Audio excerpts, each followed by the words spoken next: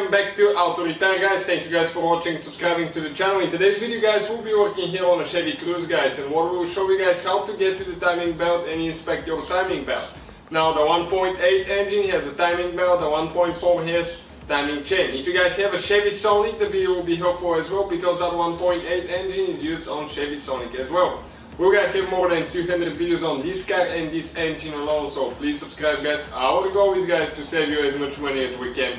All we need in return, like and subscribe. So let us show you guys what you need to do, okay, to get to the timing belt for inspection. We have the whole video from start to finish. It's a very long video, how to do the timing belt replacement and all that stuff. Also, you'll be able to find electrical videos, guys, on our brand new channel, Electrical Car Repair Live. Please, guys, check it out. So now what we will need to do, guys, we will need to get some Torx sockets, okay. This is this right here, guys, is a Torx reverse Torx socket, okay, you can see. Okay, now let me find the correct one now. So this is, guys, right here, this is reverse Torx socket, guys, okay, and we're going to need reverse Torx 10. Check it out, listed in the description of the video below, and see where we get our parts from. So what we need to do now, right here towards the back, there is one place, okay, let's hold the camera so you can see.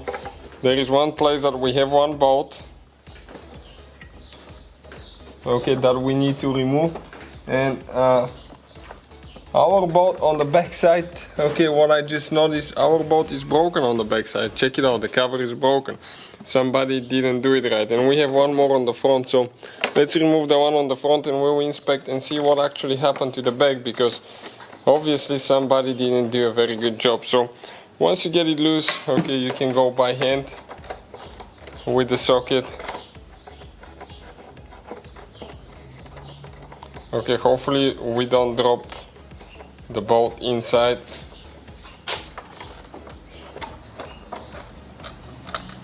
Okay, so by removing both of the bolts, okay, you will be able to pull that cover out.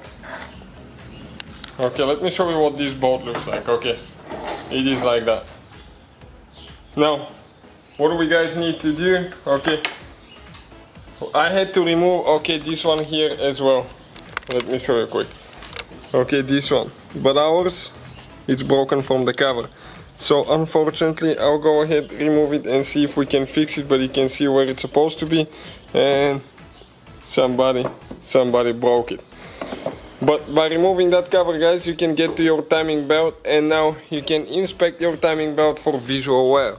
Now I'll recommend, guys, to do the replacement on the specified intervals, but usually what you'll be looking for is stress marks, okay, any cracks or anything like that. This one currently has 30-something thousand miles, about 35,000 miles, so it doesn't look bad at all, as you can see.